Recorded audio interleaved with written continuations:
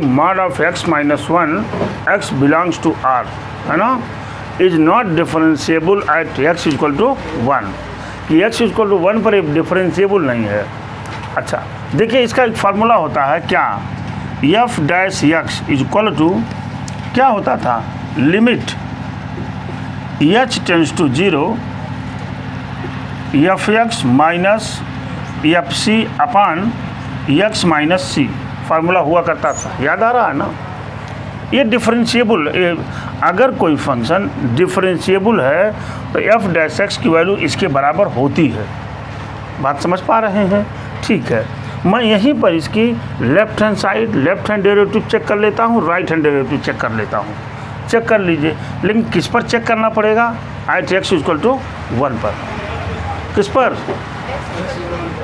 x equal to 1 पर। ठीक है, चलते हैं, यहाँ पर देखेंगे एट x इक्वल टू 1 पर क्या, लेफ्ट हैंड डेरिवेटिव्स, देखिए एल एच डी हो गया। यहाँ क्या हो जाएगा, लिमिट x टेंड्स टू क्या 1 माइनस क्या हो जाएगा f, एक मिनट मैं थोड़ा सा और इसमें आइए देखिए, एफ एक्स इक्वल टू क्या दिया हुआ है, मॉड ऑफ x माइनस 1 दिया हुआ है ना। यहाँ c क्या है, c तो किसी पर c जो है एक इंटीजर है, और यहाँ c की वैल्यू क्या है 1, तो यानी ये किसका हो जाएगा, f1 पर इसकी वैल्यू कितनी हो जाएगी, इक्वल टू 0। बात समझ पाए होंगे, c है ना। या मुझे लगता है यहाँ पर x टेंड्स टू c होता है, x टेंड्स टू c होता है। ये हो गया, आप समझ गए। अब आइए, मैं यहाँ पर लेफ्ट हैंड डेरिवेटिव चेक करने जा रहा हूँ। ये हो जाएगा limit x tends to 1 minus, है ना, एफ एक्स की जगह पर क्या आएगा, मॉड ऑफ x माइनस 1 आएगा कि नहीं। अब माइनस एफ सी की जगह पर क्या आएगा, f1 आएगा ना, अपान क्या x माइनस क्या 1। अरे भाई, c की जगह पर 1 की बात कर रहे हैं, बात पकड़ पा रहे हैं। ठीक है, आइए अब इसको h में हम तब्दील कर लेते हैं। किसको, h tends to 0, h tends to 0 जब ये तब्दील होता है तो यहाँ पर क्या लिखते हैं हम, 1 माइनस h माइनस 1, अब माइनस f1 की वैल्यू क्या है यहाँ 0, देखिए, अपान यहाँ क्या हो जाएगा 1 माइनस h माइनस 1, आया कि नहीं, equal to limit h tends to 0। ठीक है, ये -1 + 1 कट गया, बचेगा क्या, mod minus h upon -1 + 1 cut गया, माइनस h आ गया कि नहीं। आइए ऊपर देखते हैं अब, equal to limit h tends to 0, mod of minus h की वैल्यू क्या हो गई h, अपान यहाँ क्या हो गया -h, दोनों कट कर कितनी वैल्यू दे देगा, -1 दे दिया ना। अब हम क्या चेक करेंगे, right hand derivatives. Right hand derivative check करिए, आर एच डी क्या हो जाएगा, limit x tends to 1 plus into F x बराबर क्या होता है, एफ एक्स नहीं, limit x tends to 1 plus, यहाँ से पकड़िए इसको, क्या हो जाएगा, एफ एक्स की वैल्यू क्या है, मॉड ऑफ x माइनस 1 है कि नहीं। अब माइनस इधर क्या है, एफ सी का मतलब f1 अपान क्या हो जाएगा x और क्या -1, हुआ कि नहीं, बोलो भाई अमरजीत। ठीक है, अभी क्या मिलेगा, लिमिट h टेंड्स टू 0, इसकी जगह पर क्या लिखेंगे हम, 1 प्लस h -1, माइनस क्या हुआ 0, अपान इधर क्या 1 प्लस h -1, हो गया कि नहीं। ये -1 + 1 कट गया कि नहीं, बोलिए भाई, ये -1 ये +1 कट गया, क्या बच गया Rajkumar, limit h tends to 0 h upon h equal to क्या 1, देख रहे हैं ना। अब यहाँ पर क्या हो गया, left hand derivatives is not equal to right hand derivatives, hence we can say that, hence we say that this function is not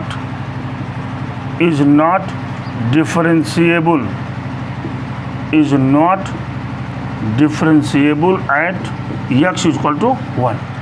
x equal to 1 पर ये डिफरेंशिएबल नहीं होगा.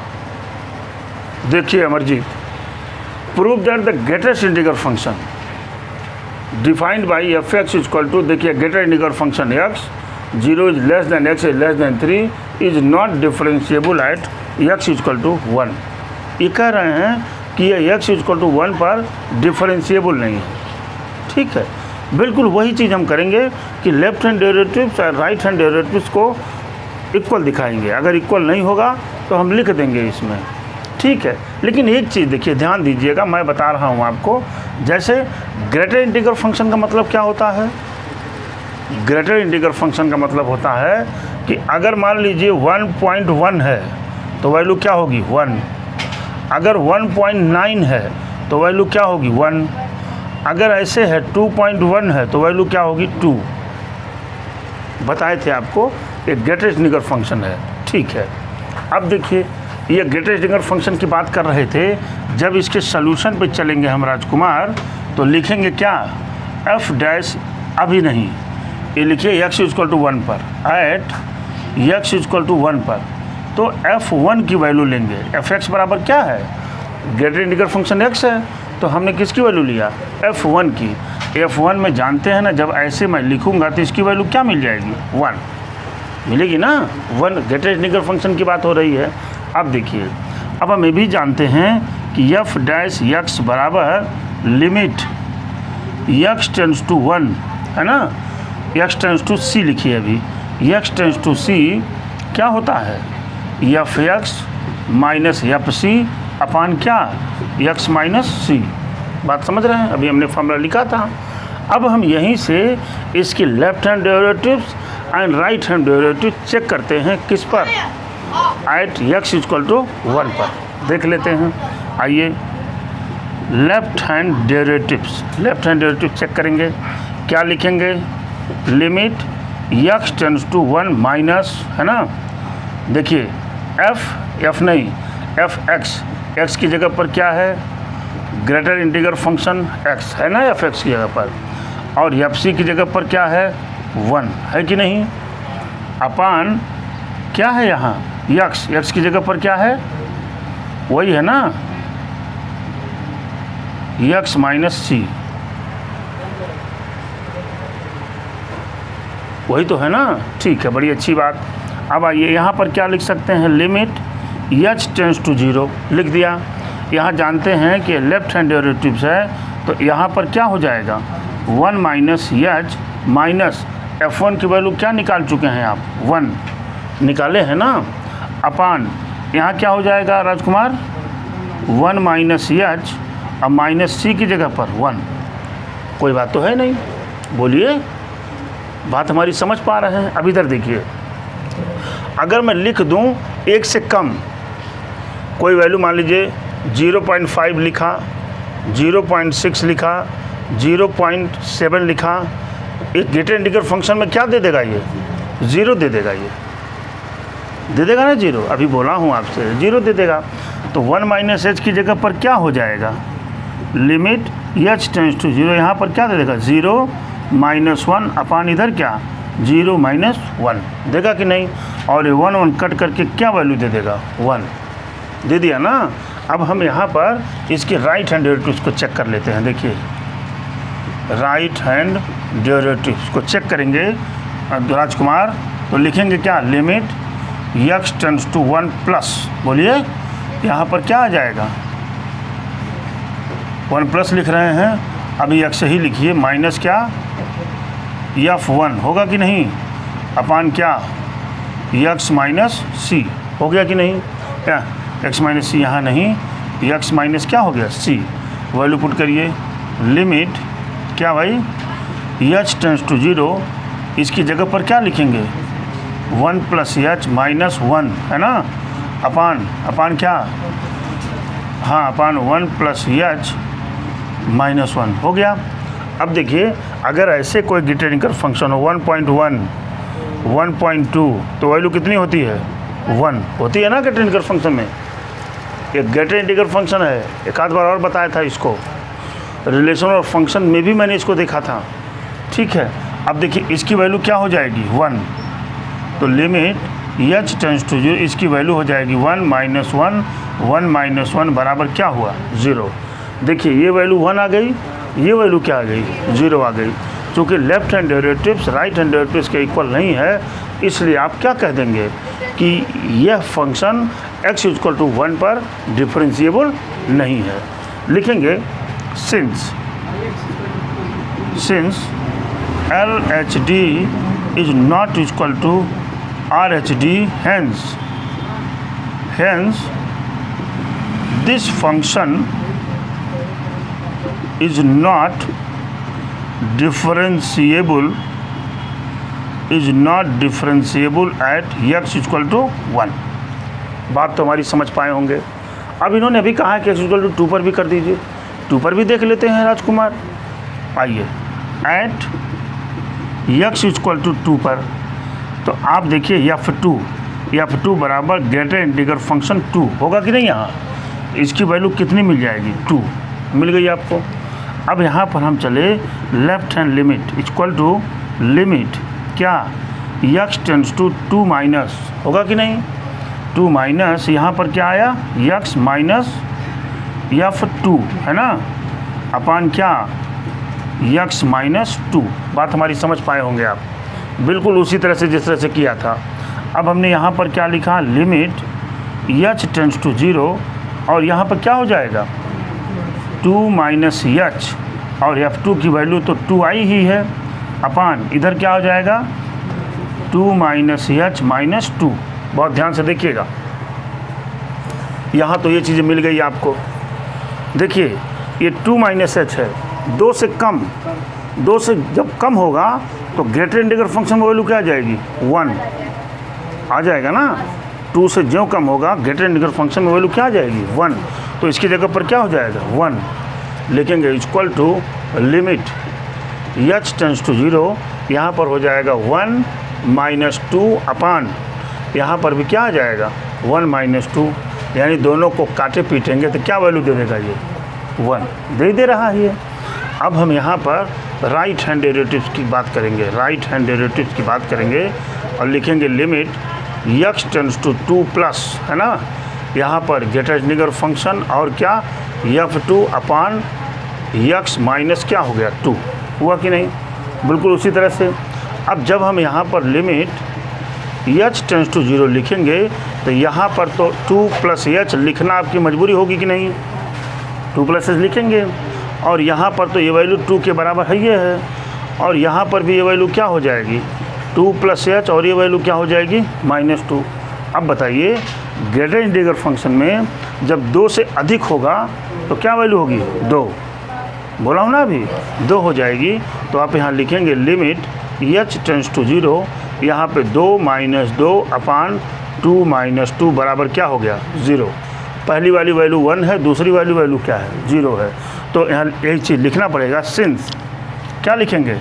Since LHD is not equal to RHD, hence this function क्या लिखेंगे? is not differentiable at x = 2। x = 2 पर ये differentiable नहीं है। नोट कर लीजिए इसको आप। और चलिए इसको देख लीजिए। देखिए एग्जाम्पल 24 की बात करता हूँ। x - y = पाई कर दिया। हमने कहा ज़रा इसको डिफरेंशिएट कर दीजिए। डिफरेंशिएट का मतलब है कि dy/dx निकाल दीजिए, ठीक है ना।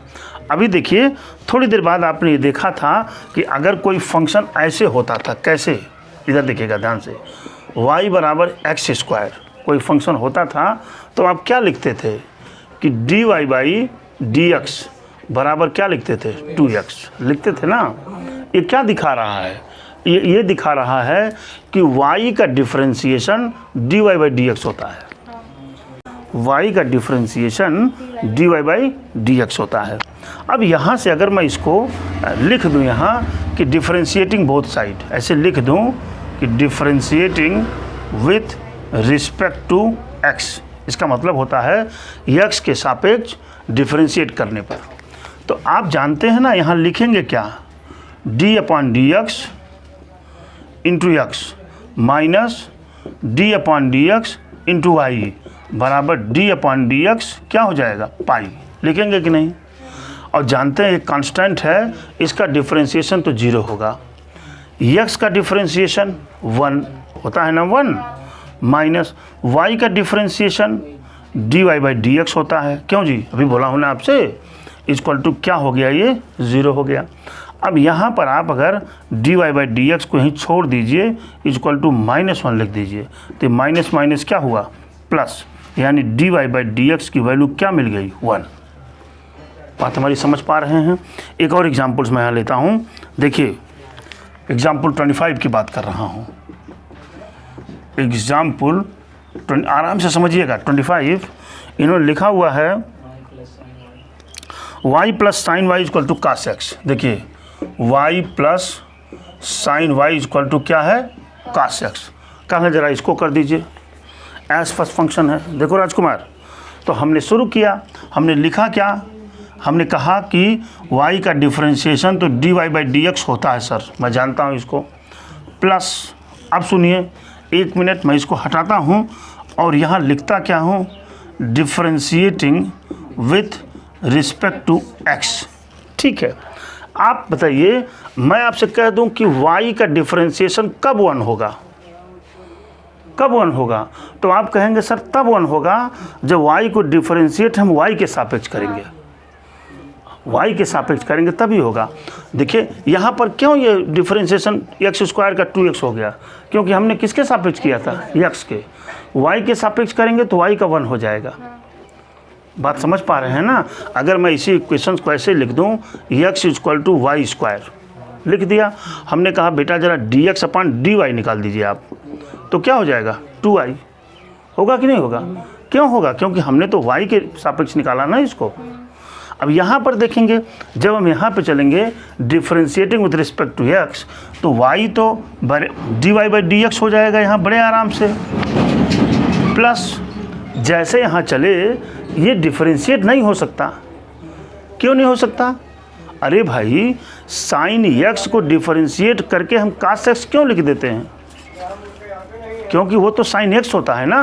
अब देखिए मैं इधर बता रहा हूँ आपको, जैसे हमने कहा कि अगर मान लीजिए y बराबर लिखा हुआ है साइन x, तो आप तुरंत लिखते हैं कि सर ये तो dy by dx equal to cos x हो जाएगा ना।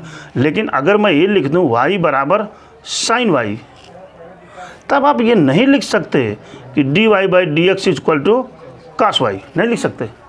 क्यों नहीं लिख सकते, अरे भाई यहाँ y है, x के सापेक्ष इसको डिफरेंशिएट होने के लिए वहाँ क्या चाहिए, x चाहिए, x नहीं है।